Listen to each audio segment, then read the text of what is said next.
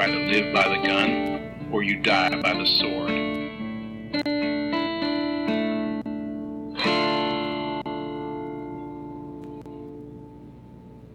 Welcome to the Good, the Bad, and the Weird MicroViews. Yeah. I'm Nico. And I'm Chris.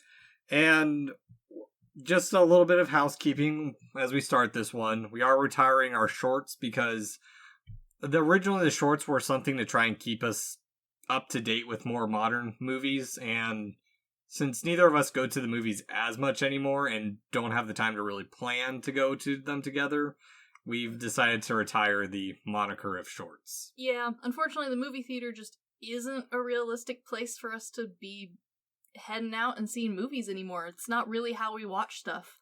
No, I mean, I try to go to theaters as often as I can. Granted, I've only been twice this entire year so far. Exactly. But it also just doesn't fit with what we want to do anymore. No. And just the fact, we try and keep up with more modern stuff when we can, but our passion lies in the good oldies. Exactly. And with that, these microviews are, we're going to try and keep them somewhat adjacent to what we're doing when we can. Yeah. But they're also just for us to go down little rabbit holes of movies that we're not necessarily wanting to do a full episode on, but think it'd be fun to talk about. At least movies that, like, we know that when we have friends over, we're like, you gotta see this, sucker. Exactly. Or there's not really a lot of research to do on the movie. Exactly. And not really an interesting angle that we can come from either. Exactly. So what movie best describes all of those characteristics? Well, because we did Hairspray, yeah, I specifically wanted to do one that I revisited for one of Vlad's nights, just because it was something stupid to throw on, and I was trying to annoy your husband a little bit with my musical choices. You tried, and you failed massively. He loves this fucking movie. And it's great that I did. I chose 1988's Earth Girls Are Easy. Somehow I had not heard of this film. I'm disappointed in myself and with my friends because this movie is hilarious. I stumbled upon this one because I bought a package of like six. It's six. Six like midnight movies. And this is the thing that cracks me up, is on this DVD set that you have, this movie set, all of the other movies are some version of a horror film. Yeah. And, like, the only real ha-ha comedy, I guess, is Fido. And even that one's, like, dark humor? Yeah, same with Boy Eats Girl. I think it's got, Parents, and then Blood Diner, I think is, like, the other ones. I can't remember them all, but yeah, they're all in that vein of, like, dark humor, kind of horror-esque, not too dark, not too scary. Nothing, like, outstanding either. No, but there's somebody's favorite. Yeah, and in this collection is Earth Girls Are Easy, which somehow I hadn't heard of, despite having some rather large names on it. Oh yes, and some large names during their peak, their prime, and pre-peak as well. Yes. So Earth Girls Are Easy is a 1988 romantic comedy musical about a woman who meets 3 horned-up aliens. Oh, man. Very. This movie's a bro movie, just in case you were at all wondering. Yes, this movie is about aliens trying to screw human women. It is, if aliens were sorority bros stuck in space, come to Earth, and they accidentally discover they are hot. It's, what's that movie? Sex Trip? Or no, Euro Trip. Yeah, it's Euro Trip. It's Euro Trip, both in space, yeah. Exactly. And so Earth Girls Are Easy is directed by Julian Temple and Julie Brown. Directed by Julian Temple with Julie Brown, Charlie Coffey, and Terrence E. McNally writing the screenplay. It stars Gina Davis, Jeff Goldblum, Jim Carrey, and Damon Wayans. And they are all in their prime of life. Yes. This is pre-Jurassic Park Jeff Goldblum. Still as steamy. Steamy Jeff Goldblum. This is when people tell me they have a crush on Jeff Goldblum, and I'm like, I don't really see it. This is the Jeff Goldblum I think they're talking about. Yeah, it's like this era same with like it is the era of Jurassic Park with The Fly and what was the other horror movie that he was in? Invasion of the Body Snatchers. Yes. This is him at his finest. Yes. And I would argue that Gina Davis is also at the peak of life during this film, and there's a lot of bikini scene. There is quite a bit. They play a lot off of how good she looks. Yeah. And then there's Jim Carrey, who's in this film. Yeah, and this is like a weird one for Jim Carrey because it's Jim Carrey, but it feels like he's like slotted in there. It feels like Nick Cage in Fast Times at Ridgemont High, where it's like, he's in it, and it's like he's playing a Jim Carrey role. Mm-hmm. But I don't care at all about him, which is saying something because I do not care for Jim Carrey. I find him scary. He has too much teeth. I know you do. That's kind of why I chose this one, too. Yeah. And it even goes for Damon Wayans, who doesn't really have much of No, he's role. Like almost no lines. No, their whole purpose is for the end of the movie. Yes, and barely. Yeah, and to spread the chaos. They are the definition of side characters in this film. Despite being giant names. Exactly. And speaking of giant names, I'm not familiar with Julian Temple's work, but when looking up what he's done, he has done a metric fuck-ton of music videos. My favorite sort of thing. And all kinds of stuff, too. I think he's doing documentaries now, but like almost all of the IMDb is music videos. I love it. Because honestly, if you think of this from a music video standpoint, it makes a lot of sense. Yes. Because visually, this movie is chaos. But good chaos. It is entertaining MTV-style chaos. Well, and on top of that, one of the writers, Julie Brown, does appear in the movie. She is the very busty woman. Candy. Bless Candy. But yeah, that's all I know for her as writing, other than a future project she would work on called Camp Rock. I know Camp Rock well. I know of it. As for Charlie Coffey, he did little things here and there. I mean, with Brown, he also did Attack of the 5'2" Woman. Okay. Terrence E. McNally, this is his only writing credit, and all his roles he's been in, he's done little, like, Western roles here and there, so... Oh, well... It's a weird it is a weird ensemble. Yeah, just the overall group coming together to make this movie. And then the overall group coming together, and then the strange, like, almost unrealistic visuals plus incredibly good music. It's one of those weird ones where, the music is so pop. It is so, standard Rent-style dancing and singing and... And I think Brown's really the only one who sings. I think Davis has, one song in the movie, and then everything else is her, Yeah! And it's all those weird musical bits that... It is almost a parody of a musical. Yeah, exactly. Because I was talking with Krim from Chicken on a Stick about musicals a little bit ago, when our Hairspray episode released. And he broke them down into 3, and I wish I had written them down before recording, but I didn't.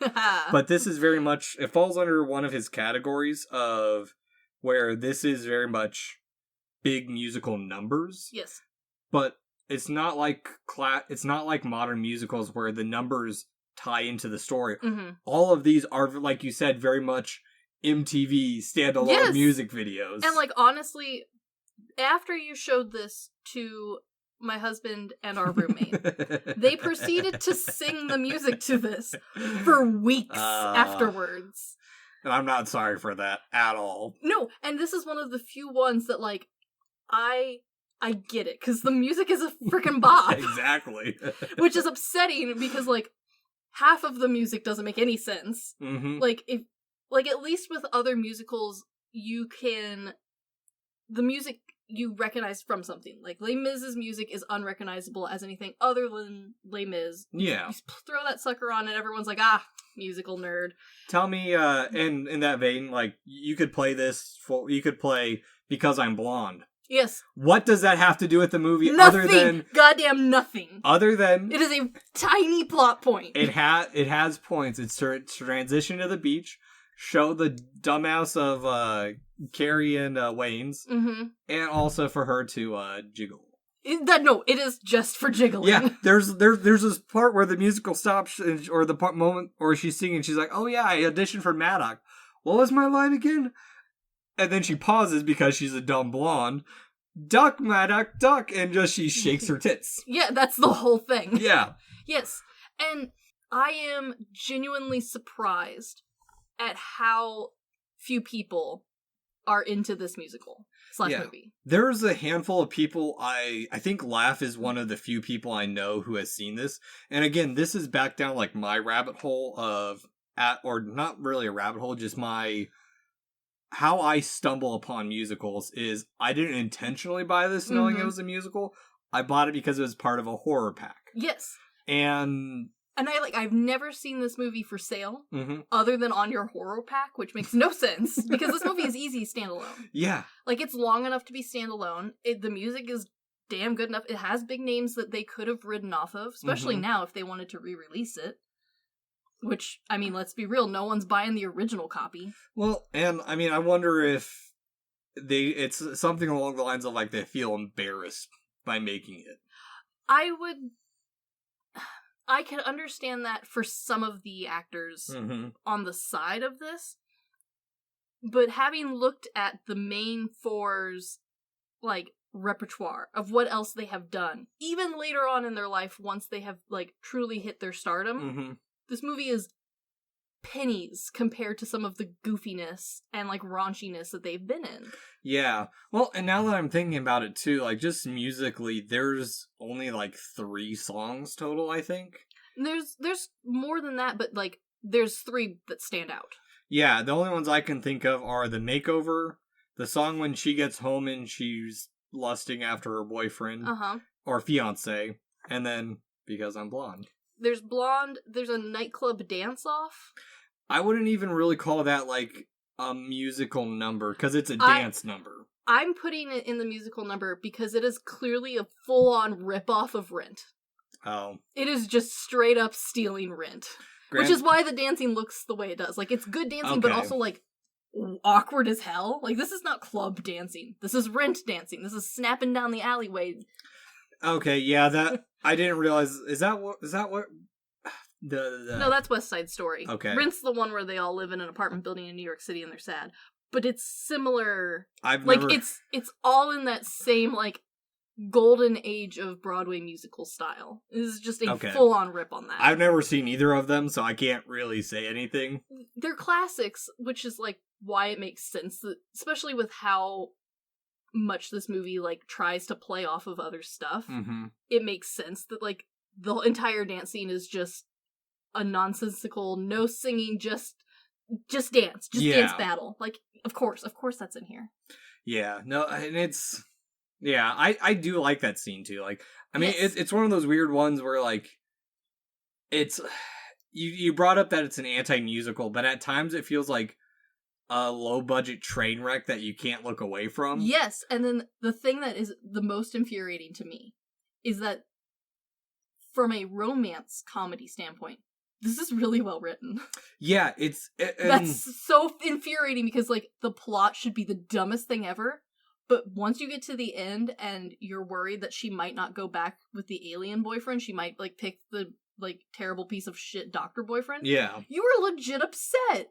Like, that is good romance writing, is that you should have that tension of, like, oh, will they, won't they get together sort of thing. Yeah, you're really right in that regard, too, just because, like... Like, you are actively cheering for her to get on the spaceship with the weird alien kid. Because it does feel like it happens last minute, because he gives her the love touch, and...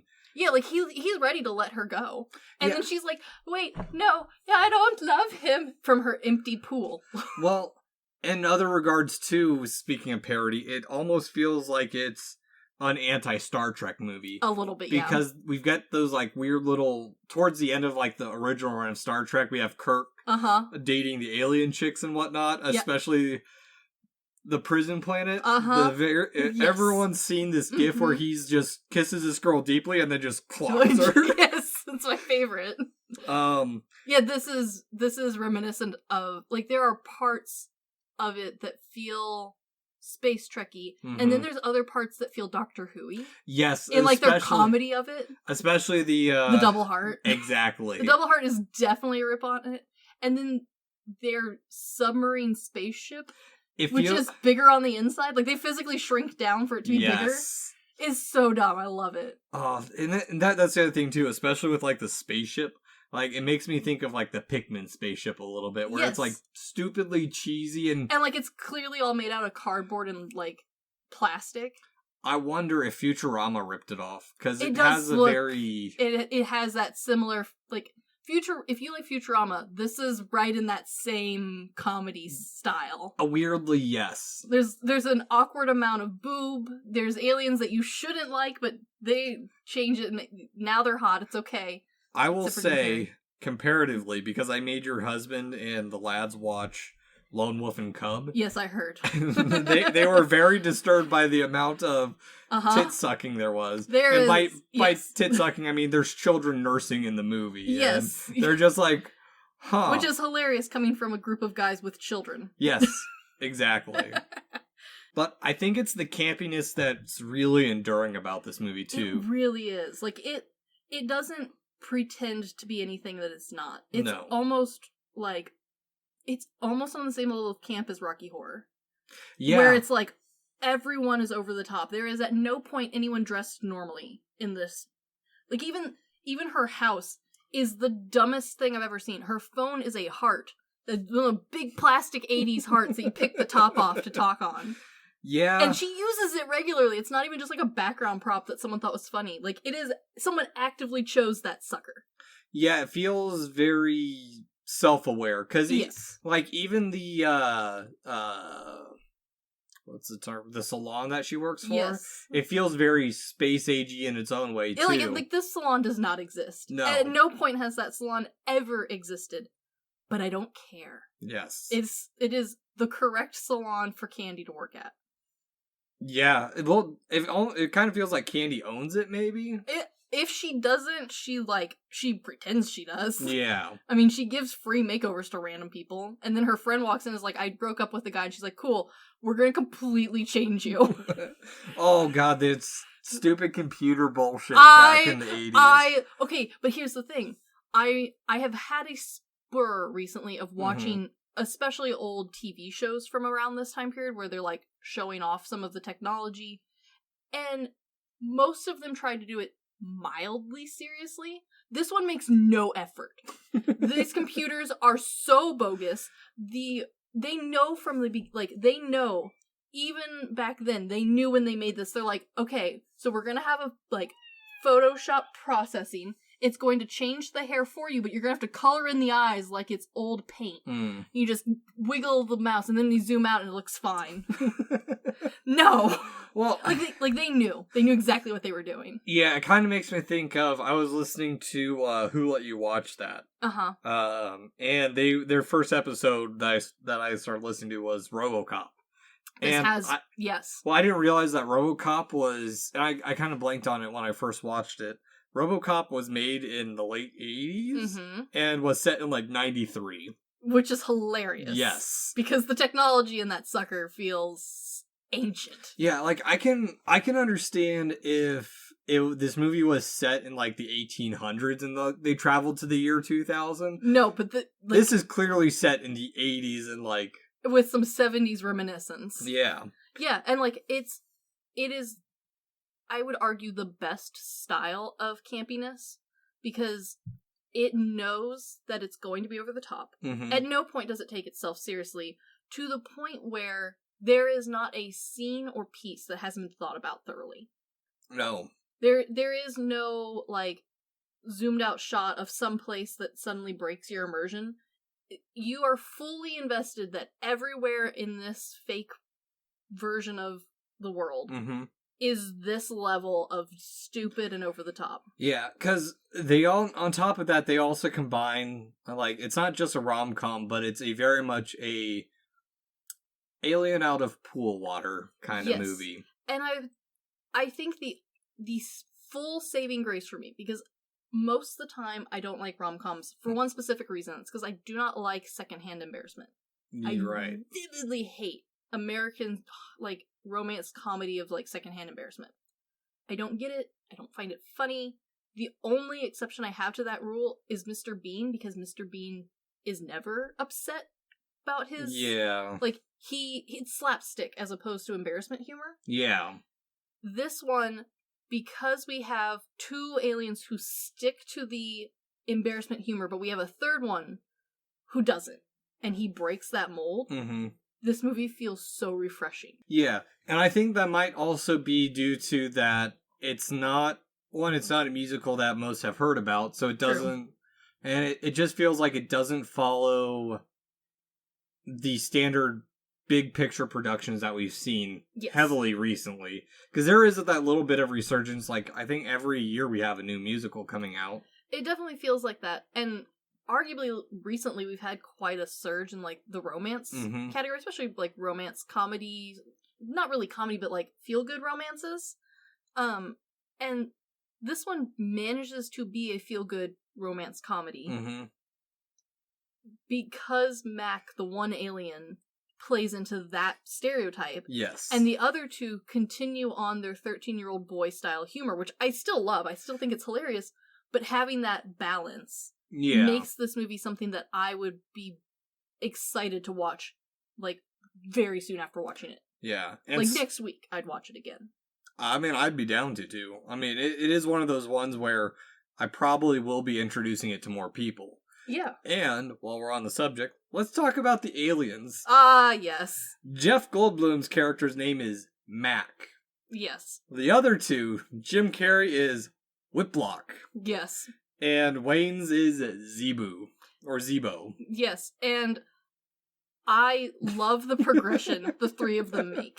Oh, man. Because all three of them start off with their own personalities. Yeah. I'll give them that. Like, at no point does Mac, like, suddenly become the smart one. He's always there.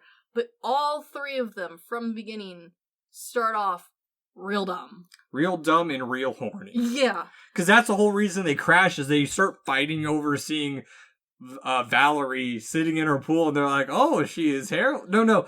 They catch, like, a broadcast of something. Yes. And that's what tunes them into Earth.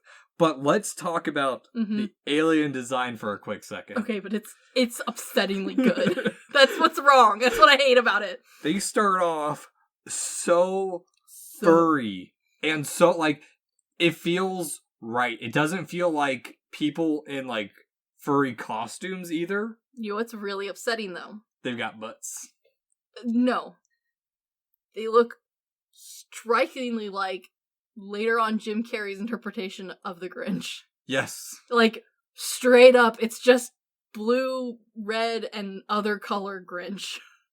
Yeah, I don't remember the third one's color. Yellow, I think? Oh, probably. I want to say it's yellow. I don't think any of them were green. No, because that's the other thing, too, is they didn't dive into, like, the tall grays or the greens. Yes. Like, it's their own interpretation of aliens, and, like, the crotch piece plastic, like, Star Trek-y from, like, the early Star Trek-y style plastic underwear that has no butt. No, they do have butts, because there's a part where he falls down and there's, like, monkey butt. No, they have a butt. The crotch piece does not cover said monkey butt. No. It is a thong. Yeah, they're blue, red, and yellow. Yes, and they're like crayon color, blue, red, and yellow. And the really upsetting part is if you don't know who stars in this, the only one who you can take a good stab at before they do the big reveal of them all being hot boys is Jim Carrey, and that's only because he moves his mouth and he has too much teeth. Yeah. Well, and you've already seen him as the Grinch. I do take it back.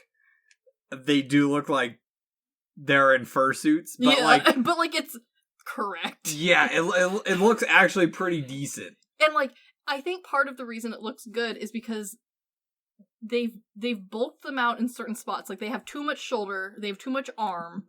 The pecs are very fake. Yeah. But at the same time, like... I would say Goldblum's might be real.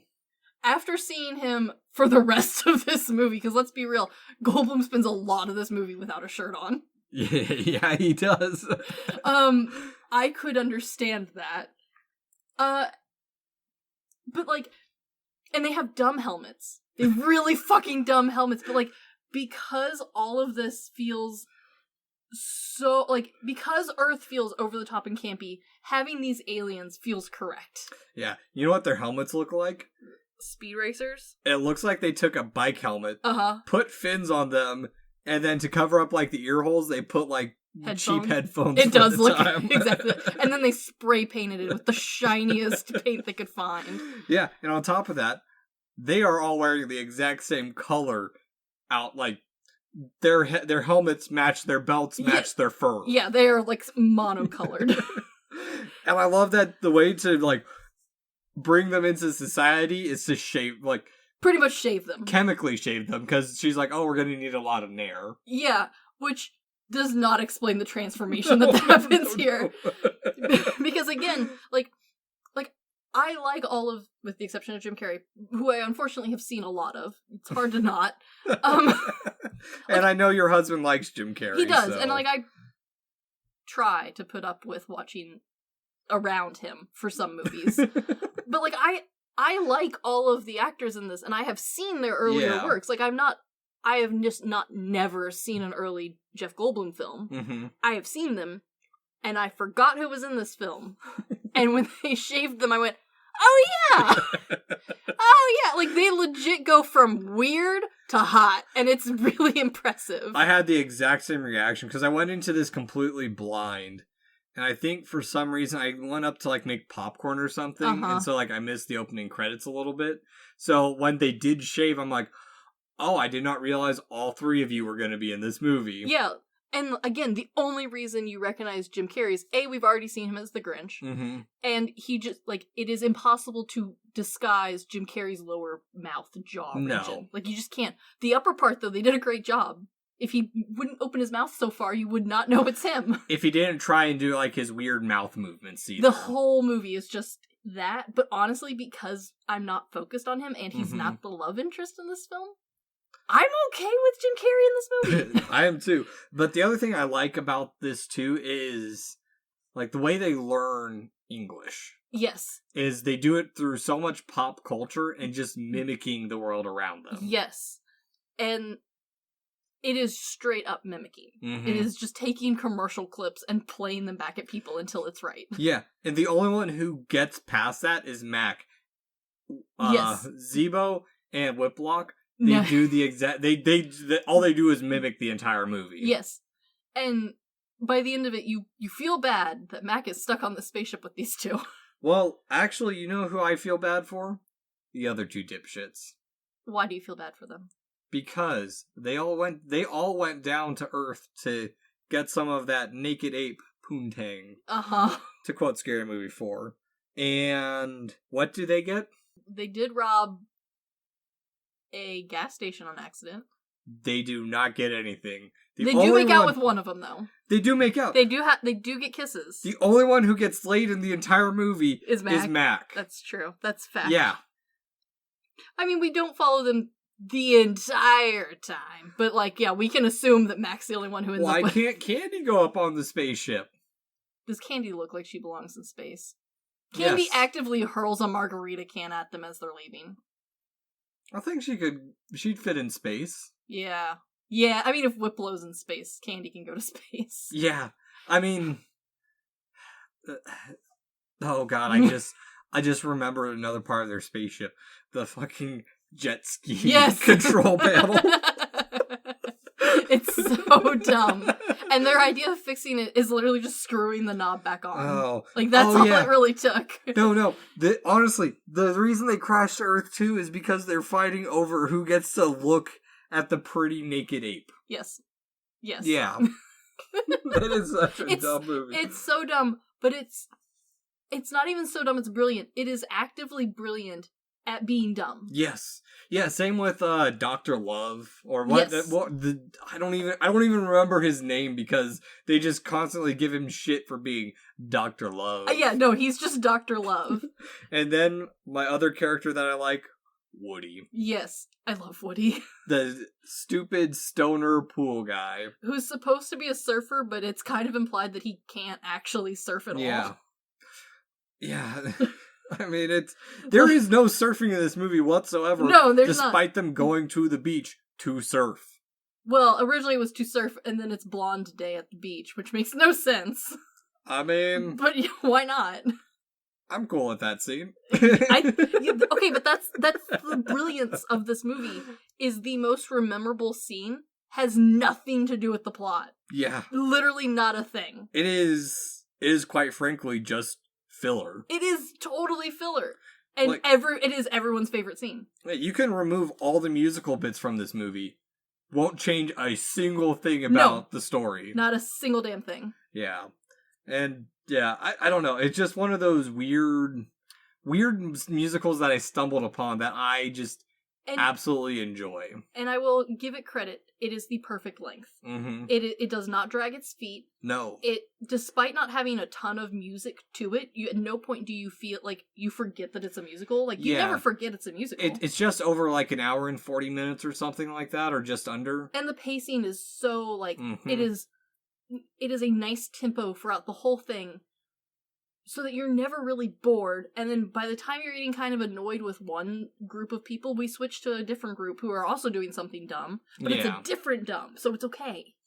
Yeah, no, and that's the thing, like, we brought up that, like, well, actually, this is actually for our next episode. So, our next episode, the director mentioned that he was upset that he didn't make a single normal character in his movie. There is not a single normal character in this movie either, but I think that's why it works. Yeah, exactly. If there was a normal, like, even the background people at the dance hall are not normal. And that's why this works. Or anyone in the hair salon, like... No, not a single person in the hair salon, not a soul on that beach is normal. Even the weirdos at the gas station in the background who have no lines, barely in the movie, even they are not normal. The Playboy playmate who's like, honey, can I get some gas? Yes. So, like, why is she here? But, she serves no purpose. She serves no purpose, but I don't care. No.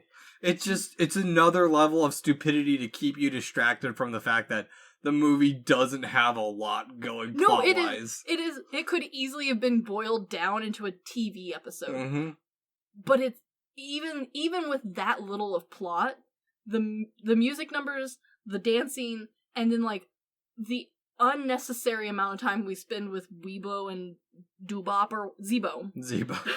I mean, Like, they have nothing to do with this movie other than existing on the spaceship with Mac, and, like, but because they're there, the movie makes it to movie length. Yeah. But at the same time, unlike other useless side characters who you and I love to bitch about, I don't care that they are the only thing keeping this at movie length. No, and even then, like, their subplots don't... their subplot is the whole reason... It's like the, what's the term? It's not the MacGuffin. I can't think of the actual term. Basically, their whole purpose is to bring Mac and Veronica together. But in the most roundabout, useless way. Yeah, exactly. Being just horny space aliens. Yes. Who screw up their ship fighting over basically watching, like... MTV level.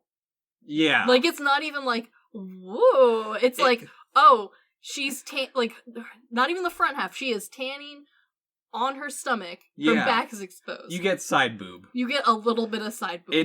There is nothing, and that's the thing, this movie is so PG, like... It is, but, like, it hits so hard at not being PG. Exactly. Without ever crossing the nipple line. It never goes into, Spike at 2 a.m. Yes. It could have easily made it onto TV, movie, like, daytime station. Which is a weird thing that I don't think I've ever heard about being on TV either. No, and that's what really surprises me, because, like, a lot of my early movie days were because it was on the TV, or because it was at the library, and this was neither of those things.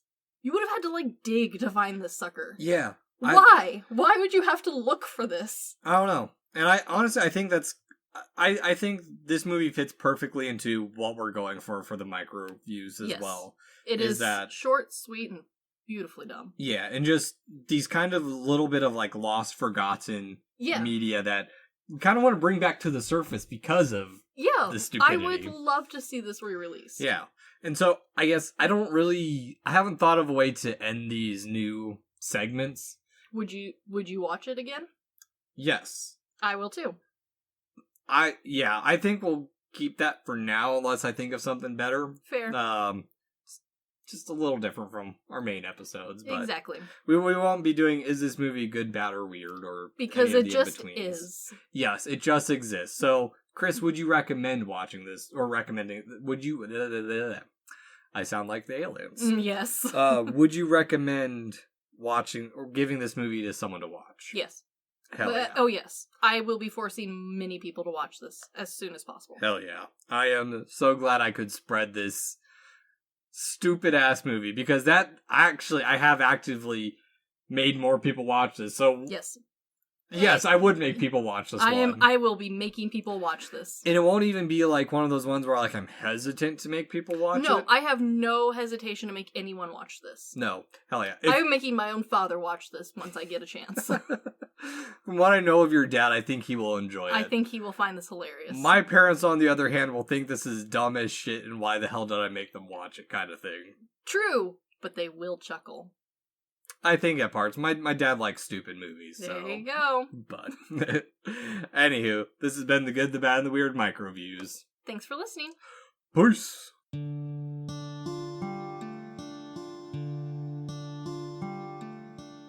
Thank you for stopping by this here town of the Good, the Bad, and the Weird. We appreciate your listenership, and if you want more of our takes in your life, feel free to check us out on social media at The Good, the Bad, and the Weird Podcast, or TGTBTW for short. As well, if we missed a fact, your favorite part of a movie, or just have a suggestion and want to reach out and say howdy, feel free to email us at tgtbtwpodcast@gmail.com. And feel free to join our Discord at The Good, the Bad, and the Weird Podcast, where we talk about movies, just share random banter here and there. And always, check out our podcasters, streamers, or any other content creator we shout out in our episodes. We really appreciate it. And as always, thank you for listening. Peace.